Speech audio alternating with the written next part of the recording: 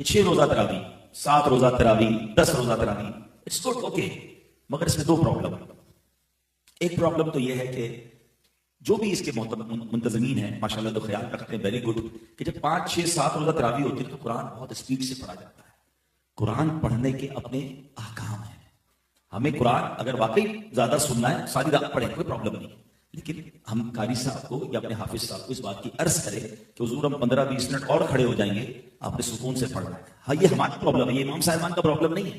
ہمیں مسجد بھی وہ اچھی لگتی ہے، ہمیں حافظ بھی وہ اچھی لگتا ہے، جلدی پڑھا دیں، اوہو ہمارے یہاں 1 گھنٹے میں تراویح فارغ، ہمارے یہاں 45 منٹ میں فارغ، ریس لگائی ہوئی ہے۔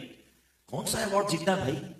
قرآن سننا ہے نا، آدھا پارا سن لے بھائی، سوا پارا نہیں سننا آدھا سن لے، لیکن پراپر سنیں۔ قرآن سنے تو میری آنکھوں سے آنسو بہیں، میرے دل پر اثر ہو، سمجھ ہی نہ آئے کیا پڑھا جا رہا ہے۔ اور پھر جتنا زیادہ قرآن 5 روزہ 7 روزہ میں زیادہ پڑھا جاتا ہے تو بالکل ہونا چاہیے، اس میں کوئی پرابلم ہے، میں اس کو منع نہیں کر رہا، مگر اس پہ پھر ٹائم لمٹ نہ رکھیں، پھر سکون سے پڑھیں، اللہ کا کلام کھو جائے اس کے اندر۔ اور اس سے اچھی رات کون سی جو اللہ کی بارگاہ میں تلاوت سننے میں خرچ ہو جائے، نمبر 1۔ ایک اور پرابلم یہ ہونے لگ گیا کہ 5 روزہ 7 روزہ 10 روزہ تراویح کے بعد لوگوں نے سمجھا تراویح پوری ہو گئی، اب چھٹی، ڈسکاؤنٹ، اب باقی دن کوئی تراویح نہیں پڑھنی۔ ایسا نہیں ہے، تراویح سنت موقعہ ہے، اور ہمیں چاند رات جب تک چاند نظر نہیں آئے گا جب تک ہم نے پڑھنی، چاند نظر آ گیا تو اس رات نہیں پڑھیں گے، ٹھیک ہے نا۔ اور اس کی نیکیاں کتنی ہیں، اللہ اکبر، ہر سجدے پر حدیث پاک میں آتا ہے کہ رمضان میں ہر سجدے پر 1500 نیکیاں ہیں، ہر سجدے پر جنت میں ایک سرخ یاقوت کا گھر عطا فرمایا جائے گا، ہر سجدے پر جنت میں ایک درخت عطا کیا جائے گا۔ اب ذرا غور کریں کہ صرف 20 رکعت تراویح پڑھیں تو 60,000 نیکیاں، 60 جنت کے گھر اور 60 جنت کے درخت، حدیث پاک میں سناؤ، آپ کے نبی کی آپ کو حدیث سنا۔ تو اب سچ بتاؤ پھر 12 اور 8 پڑھ کے کیوں بھاگنا چاہیے؟ تو پوری پڑھنی چاہیے، بلکہ تراویح کے بعد بھی کچھ مزید نوافل اللہ توفیق دے تو سحری میں تہجد پڑھ لیں اور سجدے کریں، تو اللہ کرے کہ بس عبادت کا جذبہ مل جائے۔ ماہ رمضان رحمتوں کی کان، مغفرت کا پیغام ہمارے درمیان ہے۔ روزہ جب انسان رکھتا ہے تو کچھ نڈھال محسوس کرتا ہے، خاص طور پر جب افطار کا وقت آتا ہے تو پیاس سے زبان سوکھتی ہے، اور بعض اوقات بندہ کبھی کبھی تھوڑی دیر بعد گھڑی دیکھتا ہے کہ اب کتنی دیر باقی ہے کہ جب میں کھاؤں گا، جب میں پی سکوں گا۔ یا 2-3 باتیں بڑی لطیف ہیں، بڑی خوبصورت ہیں۔ پہلی بات تو یہ کہ اس میں جو بندگی ہے نا، جو اللہ سے محبت نظر آتی ہے کہ سامنے پانی موجود ہے، کھانا بھی موجود ہے، مگر میرے رب کا حکم ابھی تک نہیں ہوا ہے، ابھی افطار کا وقت نہیں ہوا ہے۔ اس سے انسان کی اللہ سے محبت چھلکتی ہے کہ بندہ اللہ کو راضی کرنے کے لیے کھانے سے بھی رک گیا، پینے سے بھی رک گیا، اپنی خواہشات سے بھی رک گیا۔ اور روزے کے فضائل کتنے ہیں، یہ اتنا زبردست نیکی کا کام ہے، یہ پورا جسم سمجھ لے عبادت کر رہا ہے۔ آپ کی پوری باڈی جو ہے نا وہ اس وقت عبادت میں مصروف ہے، کیونکہ باڈی کی جو نیڈ پوری ہوتی ہے وہ پانی سے ہوتی ہے، کھانے سے ہوتی ہے، اس سے آپ رکے ہوئے ہیں۔ تو گویا انسان کا پورا جسم اللہ کی عبادت میں مصروف ہے۔ بدقسمتی سے کئی لوگ ایسے ہم سنتے ہیں کہ روزہ رکھنے میں سستی کرتے ہیں، تو وہ بھی سستی نہ کریں کہ روزے کے بارے میں سنیے کہ کیسے کیسے فضائل احادیث میں آئے۔ نبی پاک علیہ السلام فرماتے کہ بے شک جنت میں ایک دروازہ ہے جس کو ریان کہا جاتا ہے، اس سے قیامت کے دن صرف روزہ دار داخل ہوں گے اور کوئی داخل نہیں ہوگا۔ اسپیشل ڈور ہوگا جنت کا۔ آپ دیکھتے کبھی کبھی ایئرپورٹ پر جاتے ہیں یا کسی جگہ جاتے ہیں، ایک وی آئی پی گیٹ ہوتا ہے، اور اس وی آئی پی گیٹ سے لوگ داخل ہوتے ہیں جو وی آئی پیز ہوتے ہیں۔ تو اے روزہ داروں تمہیں مبارک ہو کہ جنت میں وہ دروازہ ہوگا جس کو باب الریان کہا جاتا ہے، اور اس سے روزہ دار جنت میں داخل ہوں گے۔ اور قیامت کے دن ایک اناؤنسمنٹ ہوگا، کہا جائے گا روزے دار کہاں ہیں؟ وہ لوگ کھڑے ہوں گے، ان کے علاوہ کوئی اس دروازے سے داخل نہ ہوگا۔ جب یہ داخل ہو جائیں گے نا تو جنت کا وہ ڈور، وہ دروازہ بند کر دیا جائے گا۔ اس دن ان لوگوں کو کتنی افسوس ہوگا، کتنی حسرت ہوگی جو رمضان کے روزے نہیں رکھتے ہوں گے۔ بلکہ ہمیں تو یہ چاہیے کہ صرف رمضان کے روزے نہیں، ہم اس کے بعد بھی نفلی روزوں کی بھی کوشش کیا کریں۔ ہر پیر کو روزہ رکھنا سنت ہے۔ اچھا ایک اور فائدہ دیکھیں، جو پورا سال کچھ نہ کچھ نفلی روزے رکھتا ہے نا، اس کو رمضان کے روزوں میں اتنی پرابلم نہیں ہوتی، کیونکہ وہ عادی ہوتا ہے۔ Suddenly all of the sudden پورا سال گزرنے کے بعد جو اچانک روزے رکھنا شروع کرتے ہیں، ان کو زیادہ بعض اوقات روزہ جو ہے وہ فیل ہوتا ہے۔ بہرحال نبی پاک علیہ السلام کا ایک اور فرمان سنیں، اے روزہ داروں تمہیں مبارک ہو۔ میرے آقا فرماتے جس نے رمضان کا روزہ رکھا اور اس کی حدود کو پہچانا اور جس چیز سے بچنا چاہیے اس سے بچا، تو جو کچھ گناہ پہلے کر چکا ہے اس کا کفارہ ہو گیا۔ یعنی روزہ پچھلے گناہوں کا کفارہ ہے۔ روزے کی ایک اور شاندار فضیلت، نبی پاک فرماتے جس نے ایک دن کا روزہ رکھا، اللہ عز و جل کی رضا حاصل کرنے کے لیے اللہ عز و جل اسے جہنم سے اتنا دور کر دے گا جتنا ایک کوا جو بچپن سے اڑنا شروع کرے یہاں تک کہ بوڑھا ہو کر مر جائے. اچھا کوے کی عمر بتائی جاتی ہے کہ 500 سال ہوتی ہے.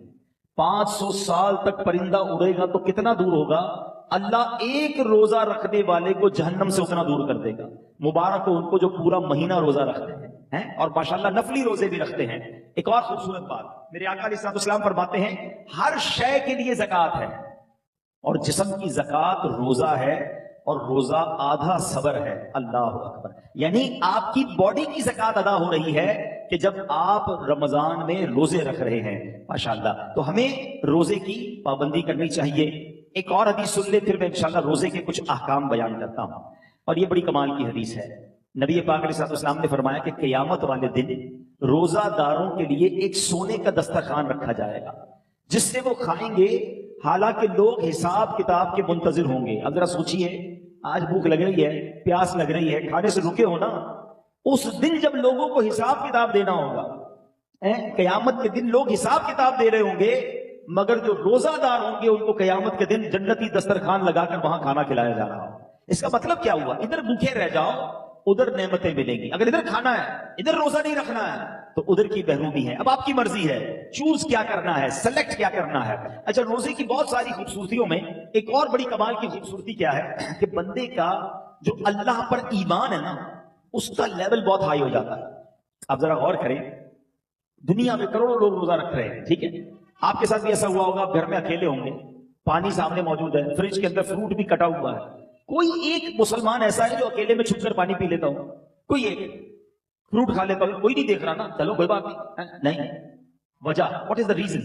یہاں تک کہ ہم جب وضو کر رہے ہوتے ہیں ہم اس وقت بھی احتیاط کر رہے ہوتے ہیں کہ کلی زور سے نہ ہو جائے, کہیں کھڑک کے نیچے پانی نہ چلا جائے. ناک میں پانی چڑھاتے وقت بھی احتیاط کرتے ہیں کہ ناک کی ہڈی سے اوپر چلا گیا تو روزہ ٹوٹ جائے گا. یہ کیوں؟ حالانکہ وضو خانے پہ کسی کو بھی نہیں پتا چلے گا, میں ایک دو چلو پانی پی لوں, لیکن ہم سب کا خیال کیا ہے؟ اللہ دیکھ رہا ہے. یہی ہے نا دل میں کہ کوئی نہیں دیکھ رہا مگر رب دیکھ رہا ہے. اب ذرا غور کرو میرے پیارے اسلامی بھائیوں, رمضان ساری دنیا کے مسلمانوں کا لیول آف ایمان ادھر لے جاتا ہے کہ تم اکیلے میں کھانا نہیں کھا رہے کیونکہ اللہ دیکھ رہا ہے. تو اب سوال یہ ہے کہ جب اللہ رمضان میں دیکھ رہا ہے تو کیا رمضان کے بعد نہیں دیکھ رہا؟ حلال کھانے سے رک گئے کیونکہ افطار کا وقت نہیں ہوا, مگر بندہ پھر حرام دیکھنے سے کیوں نہیں رکتا کہ اللہ دیکھ رہا ہے؟ اکیلے میں گناہ کرتے وقت یہ خیال کیوں نہیں آتا کہ رب دیکھ رہا ہے؟ ایکچولی رمضان ہماری پوری پریکٹس کروا رہا ہے کہ دیکھو جب پورے رمضان تم یہ خیال دل میں بٹھائے رکھتے ہو کہ اکیلے میں کھانا نہیں ہے, پینا نہیں ہے, رب دیکھ رہا ہے, تو پھر رمضان میں بھی اور رمضان کے بعد بھی حرام کماتے وقت بھی سوچو نا اللہ دیکھ رہا ہے, حرام بولتے وقت بھی سوچو اللہ دیکھ رہا ہے, حرام سنتے وقت بھی سوچو اللہ دیکھ رہا ہے. تو انشاءاللہ اگر یہ پریکٹس بن گئی کہ اللہ دیکھ رہا ہے تو پھر گناہ کرنے کی عادت چھوٹ سکتی ہے. اللہ مجھے بھی اور آپ کو بھی یہ خیال ایسا عطا کر دے کہ جب بھی برائی کی طرف جانے کو جی چاہے دل سے صدا آئے کہ اللہ دیکھ رہا ہے.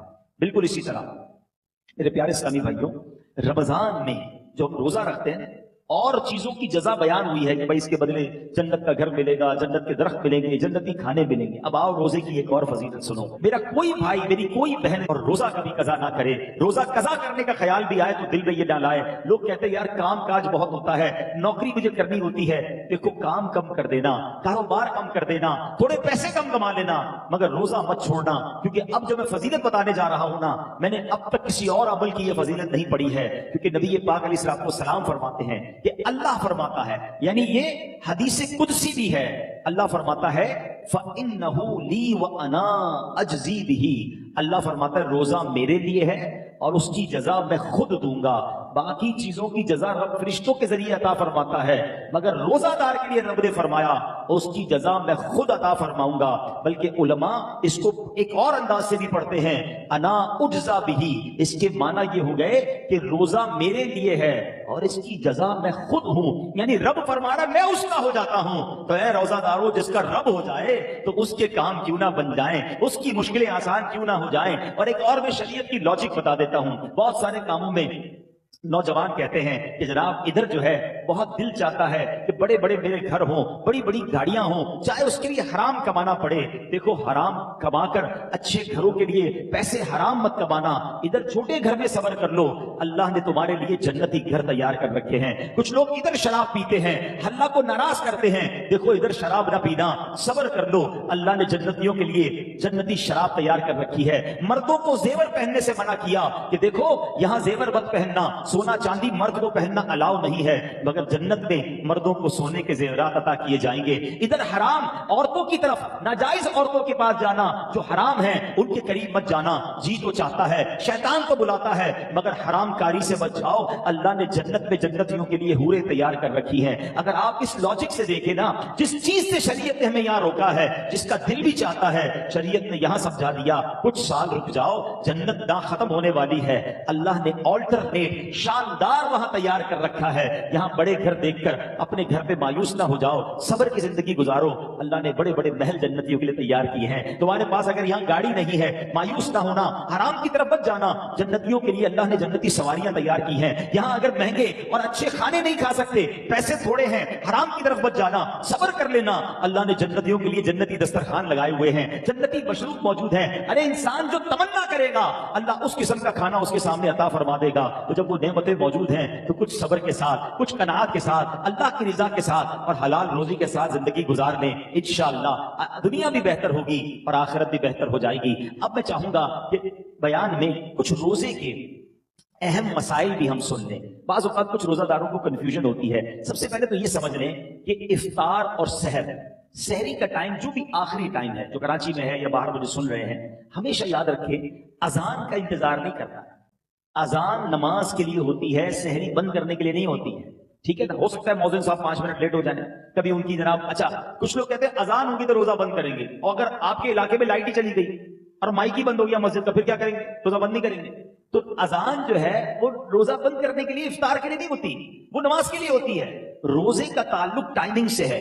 वक्त सहर यानी फजर का वक्त शुरू हुआ, जैसे ही शुरू हुआ अब आप खा पी नहीं सकते। 1 सेकंड भी आपने ज्यादा खा लिया तो अब पूरा दिन आप बेशक भूखे रहे, रोजा नहीं होगा, आपका रोजा शुरू ही नहीं हुआ। तो बेस्ट तरीका क्या है? अपनी घड़ी का टाइम सेट रखें। अब तो मोबाइल फोन आ गए हैं, जो इंटरनेट वाले मोबाइल होते हैं उसमें भी मोबाइल टाइम बड़ा परफेक्ट पता चल रहा होता है।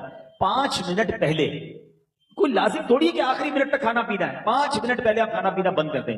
टूथपेस्ट वगैरह करना है तो भी कर लें और अपने तमाम मामलात से फारिग हो जाए, दुरूद पाक पढ़े, ताकि आप, फर्ज रोजा है ना, अगले 15 घंटे भूखा रहने के लिए तैयार है तो 5 मिनट ज्यादा भूखा रह जाए ना भाई, 5 मिनट 10 मिनट पहले फारिग हो जाए सहरी से। बिल्कुल इसी तरह इफ्तार में भी आपने करना यह है कि इफ्तार में आपने घड़ी देखकर इफ्तार करना है, टाइम देखकर इफ्तार करना है। 1 आध मिनट ऊपर हो जाए खैर है, पहले इफ्तार ना हो जाए। बाज़ औक़ात होता है लोगों की घड़ी टाइम पे नहीं होती, 5 मिनट पहले इफ्तार कर लेते हैं। आपको पता होना चाहिए कि टाइम हुआ कि नहीं। और बिल्कुल इसी तरह अजान मगरिब की नमाज के लिए होती है, इफ्तार के लिए नहीं होती। इसमें बाज़ औक़ात 2 गड़बड़ हो जाती है। एक ही हो जाती है कि कभी मौज़िन साहब से भी गलती लग सकती है, जल्दी अजान दे दी, आपने अजान सुनी, रोजा खोल लिया, तो आपका रोजा चला गया। आप टाइम देखें, टाइम हुआ है कि नहीं। और मौज़िन साहब खुद अपना इफ्तार करने में लगे हुए हैं और वो 5 मिनट बाद अजान दे रहे हैं और आप इंतजार कर रहे हैं अजान का, तो ये भी दुरुस्त नहीं, क्योंकि इफ्तार को ताखीर भी नहीं करनी चाहिए। तो पहली बात तो ये समझ लें कि टाइम टेबल के साथ रोजा है। या एक और खूबसूरत बात कहूं कि लोग आजकल बड़ी मिसालें देते हैं दूसरे मुल्कों वालों की, गैर मुस्लिमों की, यार वहां बड़ी टाइम मैनेजमेंट है जनाब, बड़ा टाइम से मामला चलते हैं, उनके जहाज भी टाइम पे, उनकी ट्रेनें भी टाइम पे, लोग आते भी वक्त पर हैं। मुझे बताओ पूरी दुनिया में एक मजहब बता दो कि जो इतना टाइम मैनेजमेंट का दर्स देता हो। अरे हमारी तो सारी इबादतें टाइम के साथ हैं। वक्त से 1 मिनट पहले आपको सहरी बंद करनी है तो रोजा होगा, वक्त गुजरने के बाद 1 मिनट ऊपर चला गया रोजा ही शुरू नहीं होगा। इफ्तार घड़ी के मुताबिक करना है। बिल्कुल सारी दुनिया के मुसलमान टाइम पे इफ्तार करते हैं। हमारी सारी अजानें, मस्जिद का टाइम टेबल देखें, आपकी ट्रेन लेट हो सकती है, जहाज लेट हो सकता है। हमने देखा सर्दी हो, गर्मी हो, बारिश हो, आंधी हो, तूफान हो, दुनिया भर की मस्जिदों में वक्त पे अजान होती है, वक्त में जमात होती है। लाखों मस्जिदों में कैसी शानदार टाइम मैनेजमेंट है। इस्लाम की कितनी इबादतें टाइम के साथ हैं। अरे जनाब हम हज पे जाएं तो कब इरफात में रहना है, कब अरफात से निकलना है, कब पहले नहीं निकलना है, कब मुज़दलिफा पहुंचना है, कब मिना पहुंचना है, कौन से दिन तवाफ़ुज़ ज़ियारत के हैं। Each and everything going with time. इस्लाम जितना टाइम मैनेजमेंट सिखाता है ना, اتنا دنیا کا کوئی مذہب نہیں سکھاتا. ہاں یہ ضرور کہہ سکتے ہیں کہ ٹائم مینجمنٹ اسلام میں ضرور ہے, مسلمان اس سے سیکھتے نہیں ہیں, تو ہمیں دوسروں کی مثالیں دینے کی کیا ضرورت ہے. ہمارا دین ہمیں شاندار ٹائم مینجمنٹ سکھاتا ہے. اچھا انجیکشن, روزے میں اگر کسی کو خون دینا ہے, جب آپ خون دیں گے تو آپ کا وضو ٹوٹے گا, لیکن اگر آپ انجیکشن لگواتے ہیں اس سے روزہ نہیں ٹوٹے گا. ٹھیک ہے, کان میں اگر کوئی ڈراپ ڈالتا ہے, اگر اس کا کان کا پردہ پھٹا ہوا نہیں ہے تو بھی اس سے روزہ نہیں ٹوٹے گا. ہاں آنکھ میں اگر کوئی ڈراپ ڈالتا ہے تو اس سے علماء فرماتے ہیں روزہ ٹوٹ جائے گا. تو ہمیں روزے کے بارے میں یہ معلومات بھی ہونی چاہیے. بعض اوقات لوگ جو ہے احتیاط نہیں کرتے اور وہ احتیاط نہ کرنے کی وجہ سے ان کا روزہ ٹوٹ جاتا ہے. جب یہ فرض ہے تو اس کے احکام سیکھنا بھی ضروری ہے, اس کی احتیاطیں سیکھنا بھی ضروری ہے. تو بہرحال میرے پیارے اسلامی بھائیوں, افطار کے وقت ایک اور کام کرنے والا ہے جو نارملی ہمارے یہاں نہیں ہوتا, کیونکہ روزانہ افطار کے وقت 10 لاکھ گناہگار جہنم سے آزاد کیے جاتے ہیں. روزانہ یہ اتنا مبارک مہینہ ہے, اس لیے روزانہ افطار کے وقت 10 لاکھ گناہگار آزاد جہنم سے کیے جاتے ہیں. اور جب جمعرات کی رات آتی ہے اور جمعے کا دن آتا ہے تو فرمایا ہر لمحے 10 لاکھ گناہگار جہنم سے آزاد کیے جاتے ہیں. اب آپ سوچیں کہ افطار کے وقت ہماری کیا کیفیت ہونی چاہیے. ہمارے گھروں میں تو ایک ہنگامہ مچا ہوتا ہے, شربت کدھر ہے, تو پکوڑے کدھر ہے, تو فلاں چیز نہیں آئی. ان آئٹموں کے چکر میں پڑنے کی بجائے افطار کے وقت اے کاش ہاتھ اٹھے ہوں, آنسو بہ رہے ہوں اور یہ التجائیں ہوں کہ مولا آج بھی 10 لاکھ بخشے جائیں گے, آج بخشے جانے والوں میں ہمارا نام لکھ دے. تو جب اس کیفیت کے ساتھ آپ افطار کیا کریں گے تو انشاءاللہ کبھی نہ کبھی تو ہمارا بھی نمبر آ جائے گا. تو آج بھی مدنی چینل پر آپ دیکھیں کہ افطار کے وقت کیا منظر ہوتا ہے. آنسو ہوتے ہیں, دعائیں ہوتی ہیں, التجائیں ہوتی ہیں. میں تو دنیا بھر کے ویورز سے کہوں گا کہ جب بھی افطار کا وقت آئے آپ مدنی چینل کے ساتھ اپنے گھر والوں کے ساتھ امیر اہل سنت کی ان عظیم دعاؤں میں شامل ہو جائیں. نہ جانے کس کی آمین کے صدقے ہمارا بھی بیڑا پار ہو جائے. تو ہمیں افطار کا وقت جو ہے یہ بڑا مبارک وقت ہے, یہ دعاؤں کی قبولیت کا وقت ہے. پھر رمضان کی راتیں, رمضان کی راتیں کتنی مبارک ہیں آپ کو پتہ ہے. سارا سال میں اور آپ اللہ سے دعا کرتے ہیں نا, یا اللہ میری پکار سن لے, میری توبہ قبول کر لے, میری مغفرت فرما دے, میرا فلاں کام فرما دے. ہم اللہ سے دعا کر رہے ہیں. آپ کو پتہ ہے رمضان کی راتوں میں کیا ہوتا ہے, رحمت کے فرشتے یہ آواز لگاتے ہیں, ہے کوئی مانگنے والا کہ اس کی توبہ قبول کی جائے, ہے کوئی توبہ کرنے والا کہ اس کی توبہ قبول کی جائے, ہے کوئی سوالی کہ اس کا سوال پورا کیا جائے. یعنی رمضان میں ادھر سے آفر ہے کہ مانگ لو میں دے رہا ہوں, مغفرت چاہیے تو میں مغفرت دے رہا ہوں, توبہ کرنی تو میں توبہ قبول کر رہا ہوں. مگر آپ دیکھیں کہ آج ہماری راتیں کہاں خرچ ہو رہی ہیں. بہت بڑی تعداد میں لوگ کھانے پینے, گھومنے پھرنے, کرکٹ میچز, پتہ نہیں کیا کیا کر رہے ہیں رمضان. ارے اللہ کے بندو, یہ راتیں عبادت کی ہیں, یہ راتیں دعائیں کی ہیں, یہ مانگنے کی ساری زندگی پڑی ہے کھانے پینے کی. تو خدا را رمضان کی راتوں کو ضائع نہ کریں. اور اب میں آخری بات اپنے بیان کی کر لوں جو میں سمجھتا ہوں میرے بیان کی سب سے اہم بات ہے. وہ کیا, یہ اب تک تو میں نے رمضان میں عبادت نیکیاں کرنے کے بارے میں بات کی نا, یہ تو چلے تھوڑی بہت لوگ کر ہی رہے ہیں یا کرتے ہیں, مگر رمضان میں گناہ نہیں کرنا ہے, اس کی طرف توجہ کم لوگوں کی ہے. کیوں؟ دیکھیں رمضان میں گناہ کی پکڑ بھی زیادہ ہے, رمضان میں گناہ کا عذاب بھی زیادہ ہے, مار بھی زیادہ پڑے گی. کیوں بھائی, مسجد کے باہر کوئی گناہ کرے گناہ ہے, لیکن کوئی مسجد کے اندر آ کر گناہ کرے تو بڑا شدید گناہ ہے. کوئی اللہ کا گھر میں جا کر گناہ کرے گا تو اللہ کی غضب کو دعوت دے گا نا. مکہ شریف میں جا کر کوئی ایک نیکی کرے, حدود حرم میں تو ایک نیکی 1 لاکھ نیکی کے برابر, مگر وہاں کوئی گناہ کرے تو 1 لاکھ گناہ کے برابر. اس کی وجہ کیا ہے, اتنے مقدس جگہ پر آئے ہو جہاں ساری دنیا عبادت کر رہے, تم ادھر بھی گناہ کر رہے ہو. بالکل اسی طرح رمضان بڑا مقدس مہینہ ہے, جو رمضان میں گناہ کرے گا, حدیث میں یہ مضمون ملتا ہے کہ جو ایک گناہ رمضان میں کرے اس کے 1 سال کے اعمال برباد کر دیے جائیں گے. ہمارے ہاتھ میں موبائل ہوتا ہے, موبائل کھولا پتہ نہیں کیا دیکھ رہے ہیں, کیا سن رہے ہیں. خدا را اپنی زبان پر, اپنی آنکھوں پر, اپنے کانوں پر ہمیں قابو رکھنا ہے. یہ صرف کھانے پینے سے رکنے کا نام روزہ نہیں ہے. آنکھوں کا روزہ یہ بندہ حرام نہ دیکھے, زبان کا روزہ یہ بندہ حرام نہ بولے, پیٹ کا روزہ یہ بندہ حرام نہ کھائے. ادھر جناب بھوکے پیاسے تو ہیں, باقی سارے گناہ ہو رہے. احادیث میں مضمون بھی ملتا ہے کہ وہ شخص جو بھوکا پیاسا رہے مگر گناہوں سے نہ بچے, ایسے بندے کے بھوکا پیاسا رہنے کی اللہ کو کوئی ضرورت نہیں ہے. کچھ لوگ رمضان میں فلمیں دیکھتے ہیں, ڈرامے دیکھتے ہیں, تو ٹائم پاس کر رہا ہوں یار, موبائل پہ گیمیں کھیل رہے ہیں. فضول کام نہ کریں نا, یہ پتہ نہیں اگلا رمضان ہمیں ملے نہ ملے. تلاوت کریں, ذکر و اذکار کریں, عبادت کریں, اور اس رمضان میں میں نے اور آپ نے مغفرت حاصل کرنی ہے. یہ بات یاد رکھیے گا. میرے آقا علیہ الصلوۃ والسلام نے جبریل امین کی ایک دعا پر آمین ارشاد فرمائی. صحابہ نے پوچھا حضور آپ نے कौन सी दुआ पर आमीन फरमाई? तो नबी पाक ने फरमाया कि मुझे जिब्रील अमीन ने ये दुआ की कि ए अल्लाह, जो रमजान को पाए और अपनी मगफिरत न करवा सके वो हलाक बर्बाद हो जाए। अब जरा सोचे मेरे प्यारे स्नेह भाई, दुआ कौन कर रहा है? फरिश्तों का सरदार। और आमीन कौन कह रहे हैं? नबियों के सरदार। तो दुआ तो कबूल ही कबूल है ना। अब रमजान में जिसकी मगफिरत ना हुई ना, वो बर्बाद हो जाए। तो रोते रहिए, इल्तिजाएं करते रहिए, अल्लाह से माफी मांगते रहिए, तिलावत करते रहिए।